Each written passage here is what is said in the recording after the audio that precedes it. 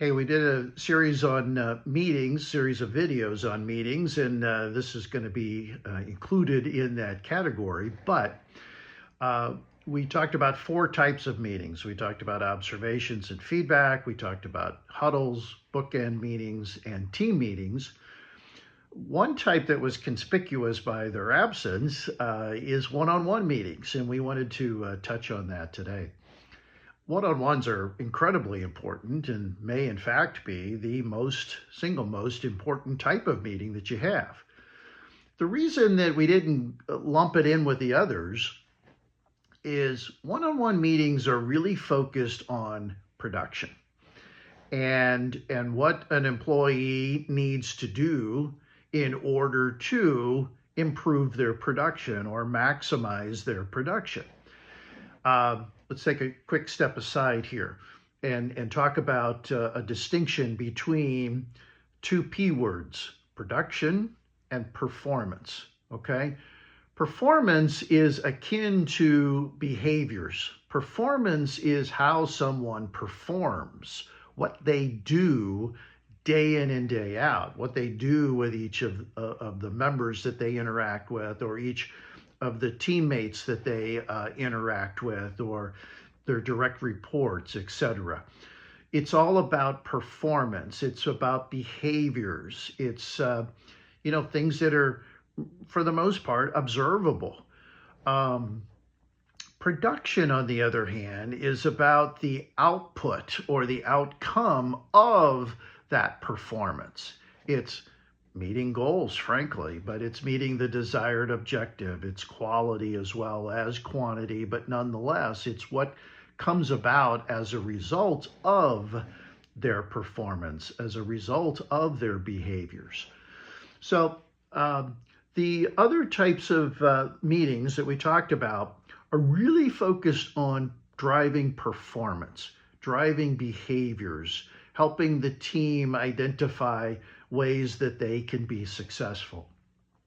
The one-on-one meetings are really about production and really about helping someone meet their goals and what do they need to do from a strategy standpoint, from an action planning standpoint in order to meet that goal.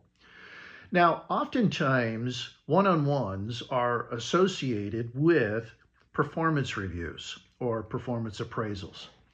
And typically, those are done annually, right?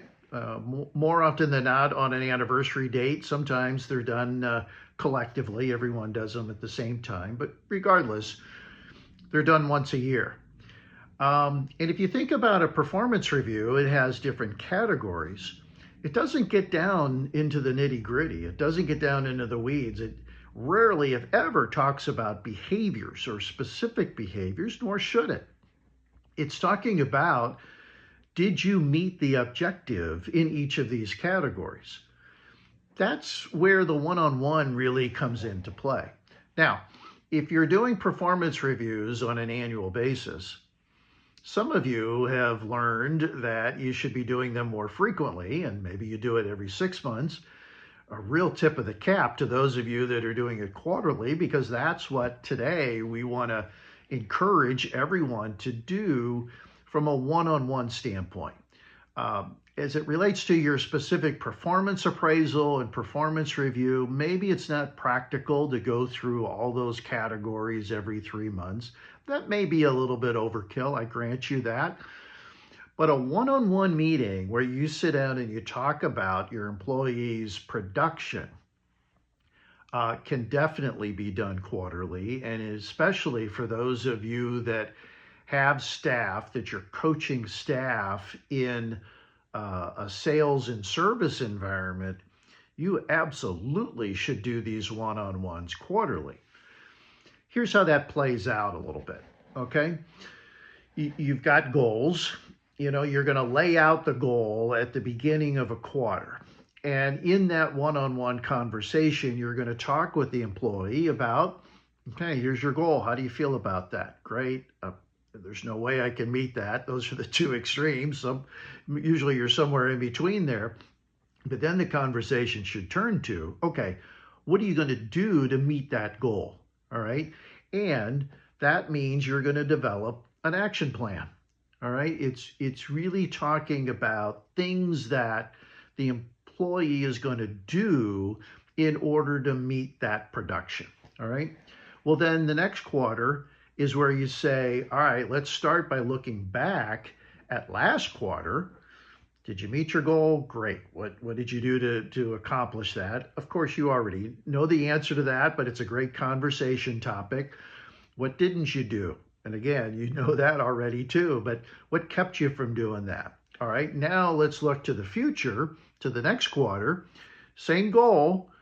Do you go with the same action plan? Do you go with the same strategies, or do we need to change them up? Do we need to modify them? Now, here's where it does blend into the performance side.